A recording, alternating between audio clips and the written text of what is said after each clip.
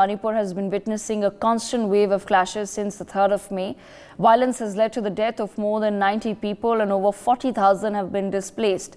The state now has begun to find help in some relief camps as the Indian Army, along with district administrations, has set up medical camps for civilians. Along with this, Mizoram government has also asked for a panel to look after the displaced citizens of Manipur. There have also been some other latest updates from the state. Let's have a look. All right, I have with me my colleague Vijay Sharma. Vijay, if you can take our viewers through this latest clash that has taken place in Manipur. देखिए, मणिपुर की हालात अगर कहें तो जो मणिपुर में हालात है वो धीरे धीरे सुधर रही है और अब तक मणिपुर की हिंसा में 90 लोग मारे गए हैं और 40,000 से ज्यादा लोगों को रेस्क्यू किया गया है और इसी के तहत केंद्र सरकार काम कर रही है और केंद्र सरकार हर संभव मदद करने की भी कोशिश कर रही है और जो अर्धसैनिक बल है, अतिरिक्त फोर्स है, वह मणिपुर के लिए और भी भेजा गया है। लेकिन बहरहाल जो फ्लैग मार्च है भारतीय सेना की वो लगातार जारी है। रिमोट एरिया में ज्यादा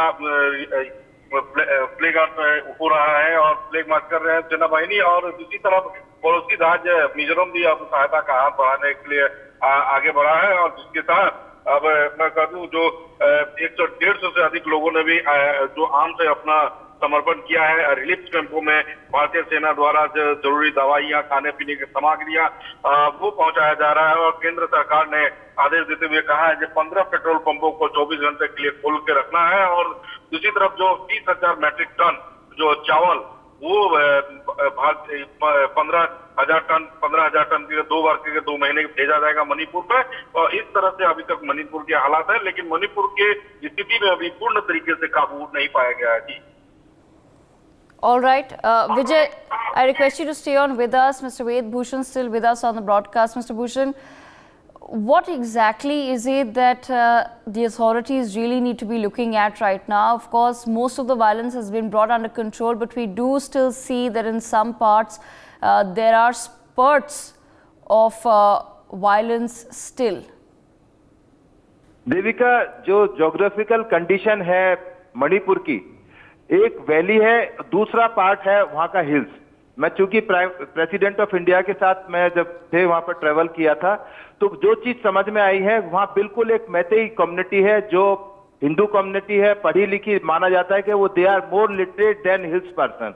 हिल्स के अंदर ट्राइबल्स हैं, आदिवासी हैं और वहां पर बहुत बड़ी तादाद में जब ब्रिटिशर्स गए थे तो वहां मिशनरीज थी जो आज भी हैं और वो वहां पर मैक्सिमम ये माना जाता है कि क्रिश्चियंस की जो पॉपुलेशन है वहां पर ज्यादा है। परंतु चूंकि हिल्स हैं वहां तक एडमिनिस्ट्रेशन उतना सुचारू रूप से नहीं पहुंच पाता, इसलिए वहां पर ड्रग्स का बड़े लार्ज स्केल पर जो पॉपी होती है, हशीश होती है, उसको पैदा किया जाता है और उसका बिजनेस है। तो ये इसी वजह से वहां पर एक इंसर्जेंसी का एक एलिमेंट धीरे धीरे क्रॉप अप होता रहा, बढ़ता रहा। उसका नतीजा आपने देखा कि 1 महीने से ऊपर जो ये तमाम वायलेंसेस हुई हैं, बड़े लार्ज स्केल पर लूटिंग हुई है, फायरिंग हुई है, लोगों के घर जला दिए गए, मार दिए गए, क्योंकि दोनों में डिफरेंस इतना आ गया था, मेंटल डिफरेंस और एक पैसे का डिफरेंस, एजुकेशन का डिफरेंस। तो आपने देखा होगा बोस्निया और कोसोवो में जब ये एथनिक क्लेंसिंग हुए थे तो यही हालात बने थे। अभी भी 10-15 साल बाद रेंडमली बोस्निया में वही दोबारा इंसर्जेंसी टाइप की चीज दिखाई थी क्योंकि वहां पर 2 कम्युनिटीज आमने सामने आ गई हैं। यहाँ भी यही है, यहाँ पर मैतेई कम्युनिटीज जो माना जाता है हिंदू है और दूसरा जो ट्राइबल्स हैं जो हिल्स के अंदर रहते हैं वो क्रिश्चियंस हैं, वो आमने सामने आ गए और दोनों को पता है कि कौन से एरिया में किस कम्युनिटी का डोमिनेंस है, कौन कम्युनिटी ज्यादा रहती है। इसलिए उनको आइडेंटिफाई करना, उनको लोकेट करना बहुत मुश्किल काम नहीं था और ये सब कुछ एक रैंडमली नहीं हुआ, ये धीरे धीरे सब एक जैसे ब्लास्ट होता है, तैयारियां होती रही, अंदर से घुट रहे थे कि किस तरह से इन पर अटैक करें और कैसे, क्योंकि इन लोगों की वजह से हम लोग उतना आगे नहीं बढ़ पा रहे हैं, उतना आगे प्रोग्रेस नहीं, क्योंकि पॉलिटिकल जो शेयरिंग है उसमें मैतेई कम्युनिटीज ज्यादा होल्ड पर रहती है क्योंकि उनकी जो एजुकेशन है या उनका जो लेवल है वो उनसे ज्यादा है हिल्स एरिया में जो लोग रहते हैं। इसलिए जो हिल्स वाले थे वो नीचे उतर कर आ गए और वैली के अंदर जिस तरह से आपने टीवी पर आप दिखा रहे हैं कि किस तरह से उनके पास में आर्म्स सिक्योर किए गए, क्योंकि वहां से चाइना बॉर्डर भी बहुत दूर नहीं है। वहां से ये एलिगेशन लगते रहे कि चाइना भी कई बार सपोर्ट करते रहे जो इंसर्जेंट्स हैं, उनको आर्म सप्लाई करना है, एम्यूनिशन सप्लाई करना है, पैसा देना है। और मैंने ड्रग्स का कॉकटेल बताया, क्योंकि वो ड्रग्स एक वहाँ फाइनेंस के लिए, उनको पैदा करने के लिए, पॉपी उनके लिए बहुत एडमिनिस्ट्रेशन का पहुंचना मुश्किल है और बहुत बड़ी तादाद में पैसा इससे आता है। तो वो तमाम जो एक डेडली कॉम्बिनेशन बना, उसका ये हालात ये हुए कि जो आज आप टेलीविजन पर दिखा रहे हैं, मैं और आप डिस्कस कर रहे हैं, परंतु ह्यूमन ट्रेजेडी उससे ज्यादा खतरनाक है।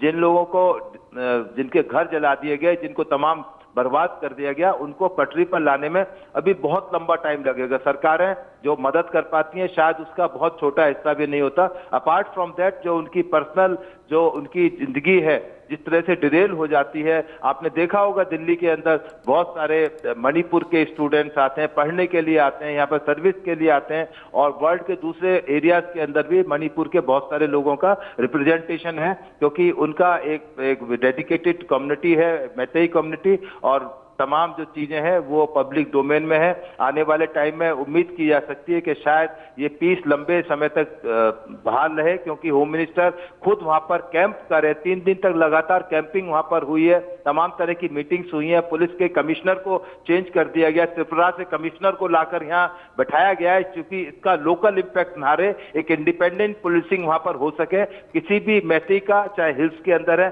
कोई फेवर वाली बात ना हो, उस चीज को रूल आउट करने के लिए दूसरे स्टेट से लाकर वहां पर डीजी को अपॉइंट किया गया है। तो ये तमाम जो डेवलपमेंट्स है, चाहे पुलिसिंग को लेकर है, चाहे एडमिनिस्ट्रेशन को लेकर है, तमाम चीजें एड्रेस की जा रही हैं। उम्मीद है कि शायद लंबे टाइम तक एक शांति बहाली की प्रक्रिया शुरू होगी, और पुलिस और तमाम फोर्सेज जो इंसर्जेंट्स है उनको तमाम को क्लियर अल्टीमेटम दे दिया गया है कि आइदर यू सरेंडर योरसेल्फ, अपना आर्म सबमिशन आप सरेंडर कर दें, otherwise we will take stern action against them. बिल्कुल एक खुला सरकार की तरफ से मैसेज गया है कि यदि वो नहीं सुधरे, यदि ट्रैक पर नहीं आए, तो उनको दूसरी तरीके से हैंडल किया जाएगा, क्योंकि वहां आसाम राइफल्स, आर्मी और लोकल पुलिस तमाम, बिल्कुल गवर्नमेंट ने अपनी पूरी ताकत झोंक दी है कि किसी भी तरह से इसको कंट्रोल करना है, पीस वहां पर मेंटेन करनी है।